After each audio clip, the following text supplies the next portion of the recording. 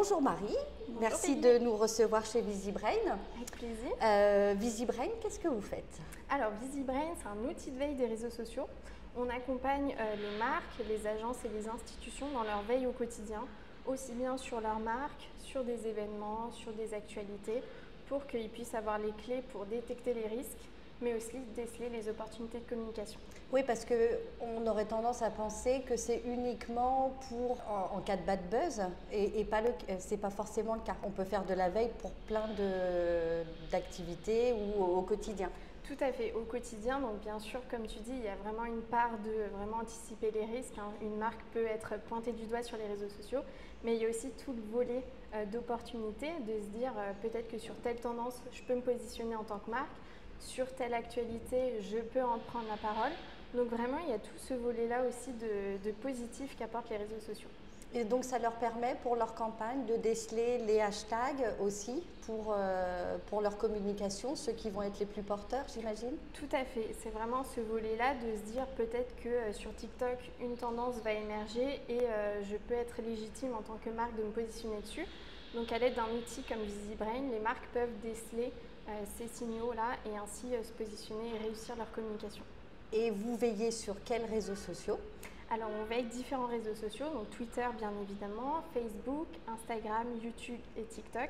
Et plus récemment, on a deux nouvelles sources qui sont LinkedIn et Threads, qui sont aussi ajoutées à notre panel de veille. Ok, donc pas que du B2C, mais aussi du B2B avec LinkedIn, même si on sait que les autres réseaux permettent aussi de faire du B2B. Oui, tout à fait. C'est important d'avoir différentes sources où on ne communique pas forcément de la même manière sur un réseau que sur un autre. Donc on couvre tous ces réseaux-là. Et vous leur mettez à disposition l'outil. Est-ce que vous pouvez les accompagner sur du conseil pour ceux qui en ont besoin, qui ne sont pas familiarisés avec les réseaux Alors l'idée, c'est que les clients que l'on accompagne soient autonomes. Il y a toute une équipe qui est dédiée à former les clients à l'outil pour qu'ils puissent être autonomes. Mais bien sûr, s'ils ont des besoins plus ponctuels, on a une série de partenaires qui peuvent aussi intervenir sur des problématiques spécifiques, des rapports d'études, etc. Ok, merci pour cette présentation. Alors, du coup, on va rentrer dans le vif du sujet. On va essentiellement aborder la question de la RSE. Je voulais savoir comment se traduit la prise de conscience RSE sur les réseaux sociaux. Est-ce que intuitivement, on a l'impression que ça prend beaucoup? Est-ce que c'est une vue de l'esprit ou est-ce que réellement, c'est l'endroit où il faut prendre la parole? Alors c'est l'un des endroits où prendre la parole parce qu'on le voit, la RSE c'est un sujet très discuté sur les réseaux sociaux. C'est même devenu une thématique incontournable. On l'a vu dans notre dernière étude sur la place de la RSE sur les réseaux sociaux justement. La preuve en est, il y a un volume très parlant qui est 20 millions de messages qui sont publiés sur les réseaux sociaux. C'est un chiffre qui augmente continuellement d'année en année versus l'année passée par exemple c'était 40% de plus. Donc on voit que les internautes vraiment prennent la parole, s'expriment. En France aussi, c'est un constat aussi qu'on a fait. On compte 1,2 million de messages. Typiquement, 30% de ces messages-là parlent de marques. Donc, c'est important pour les marques de voir qu'il y a un enjeu sur les réseaux sociaux. Et aussi, un autre chiffre marquant qui montre aussi cette prise de conscience, c'est que 45 articles sont publiés chaque jour en France sur ce sujet-là. Comment est-ce qu'on parle de RSE sur les réseaux sociaux? Alors, sur différents sujets.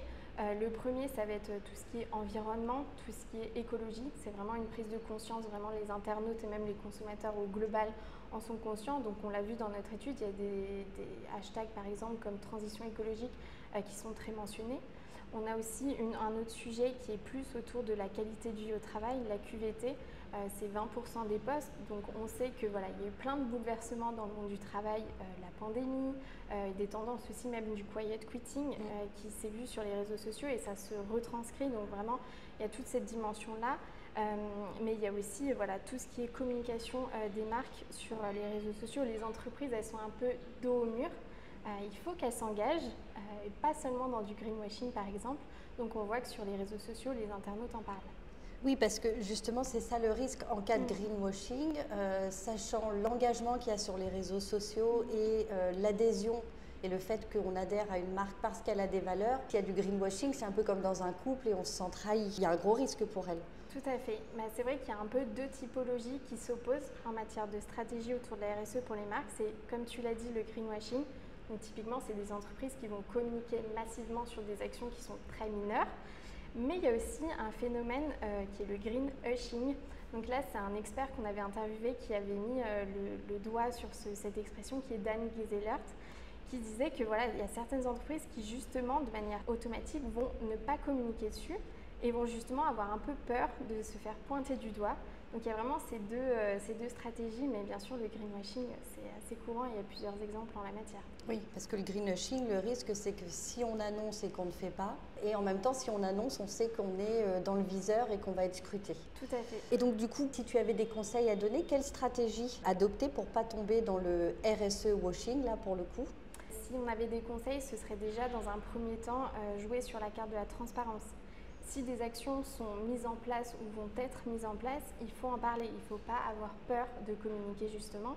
Les réseaux sociaux, c'est des fabuleuses plateformes pour en parler, mais justement, il ne faut pas non plus surcommuniquer. Ensuite, c'est oser tout simplement utiliser des nouveaux formats, essayer un peu d'aller outre frontières, d'oser. C'est des choses qui marchent sur les réseaux sociaux. Et enfin, c'est d'adopter les codes des réseaux sociaux. Donc c'est vraiment chaque réseau a un peu ses codes, ses méthodologies. Il ne faut pas forcément dupliquer. On le voit, c'est par exemple sur TikTok, on ne va pas parler du tout de la même manière d'écologie que sur un LinkedIn, parce que l'audience est complètement différente. Il y a une prise de conscience qui est peut-être différente aussi selon les réseaux, donc c'est important vraiment de différencier ces communications sur les réseaux sociaux. On va être plus côté expertise sur LinkedIn parce qu'on s'adresse à des pros et peut-être plus vulgarisation sur TikTok où la cible est principalement la Gen Z. Exactement. Il y a un exemple en la matière, c'est le Crédit Agricole qui justement sur TikTok va vulgariser l'écologie et ça c'est des formats qui marchent vraiment parce que sur TikTok, on le voit, c'est la première source d'engagement. On l'a vu dans notre étude sur la RSE justement que c'est vraiment le premier réseau, première source d'engagement. Mais il y a très peu de contenu, donc finalement très peu de contenu mais qui performe très bien. Donc ça c'est un signal qui est hyper fort pour les marques de se dire il y a une carte à jouer. TikTok en plus, on peut se dire c'est un peu un réseau des adolescents, mais plus tellement. TikTok a vraiment élargi sa cible. Il y a un chiffre qui est très fort, c'est 31% des utilisateurs ont entre 25 et 34 ans. Donc on le voit, c'est plus un réseau d'adolescents où on parle de choses futiles. On peut parfaitement parler de sujets très sérieux, par exemple la finance. Il y a un hashtag très fort sur TikTok, FinTok, où on peut parler de ses finances personnelles, professionnelles, d'entreprise. On peut aussi très bien parler de littérature sur TikTok. Oui. On peut parler, ça passe par des hashtags comme BookTok. Donc vraiment, on peut parler d'écologie, de RSE sur TikTok, ça intéresse. Et il y a vraiment une carte à jouer et un boulevard sur ce réseau-là en tant que marque. De toute façon, peut-être pas la Gen Z, mais en tout cas, les millennials arrivent aux commandes des entreprises et eux sont très familiarisés avec ces nouveaux médias. Et on sait qu'ils sont d'autant plus conscientisés, on va dire, sur ces enjeux que les anciens leaders, on va dire. B2B, B2C, les usages pour valoriser la RSE, est-ce qu'ils sont les mêmes ? Alors, ils ne sont pas les mêmes. Sur le B2C, on va plus s'orienter sur des réseaux, typiquement TikTok, Instagram aussi, ça marche très bien. En revanche, sur le côté B2B, on va plus être sur des réseaux, typiquement LinkedIn, réseau professionnel par excellence, mais aussi Twitter, X maintenant, où il y a encore des leaders d'opinion, des professionnels qui prennent la parole, qui s'expriment. Donc, c'est plus des réseaux sur lesquels se pencher en tant que marque B2B. Et qui sont ceux qui prennent la parole sur ces sujets en termes de catégories dans l'entreprise? Et autre question qui est dans la lignée, quels sont les secteurs les plus actifs? Alors, sur les personnes qui prennent la parole en matière de RSE, contrairement à ce qu'on pourrait penser, ce n'est pas forcément que des directions, des directeurs de RSE, de ce genre de pôle dans les entreprises, mais c'est aussi d'autres parties prenantes. Typiquement, les CEO, aujourd'hui, il faut qu'ils incarnent cette volonté d'aller dans ce sens de RSE, d'actions très concrètes. Donc, les CEO, typiquement, peuvent parler et en parlent pour certains, mais ça peut être aussi des journalistes, des consultants, des communicants, des juristes, enfin voilà, vraiment plein de typologies. Et du côté des secteurs, il y en a certains qui sont plus mentionnés que d'autres, typiquement les secteurs des transports, des énergies aussi qui sont mentionnés, l'agroalimentaire, même le BTP aussi, donc vraiment plusieurs industries. Ok. La mode, moins ? Un petit peu moins, mais ça pourrait, mais elle l'est quand même, mais dans une moindre mesure. Si en termes de budget, une entreprise devait faire des choix et se dire il faut que je choisisse uniquement 2 réseaux sur lesquels je vais être, lesquels est-ce que tu lui conseillerais ? Ça va vraiment dépendre des industries, je pense, aussi du cœur de cible. Je pense que globalement, TikTok, il faut creuser. Je pense que c'est vraiment un réseau où il y a de belles opportunités. On l'a dit, c'est plus un réseau d'adolescents, donc je pense qu'il y a plein de raisons qui laissent penser que vraiment TikTok, il faut se lancer. Après, bien sûr, c'est selon les industries, mais je pense qu'il y a vraiment une carte à jouer pour les marques. Et aussi LinkedIn, forcément aussi, c'est un réseau où on peut avoir une approche complètement différente, peut-être un peu moins pédagogique, mais qui peut du coup fonctionner. Mais après, vraiment, il n'y a aucun réseau qui n'a à exclure globalement.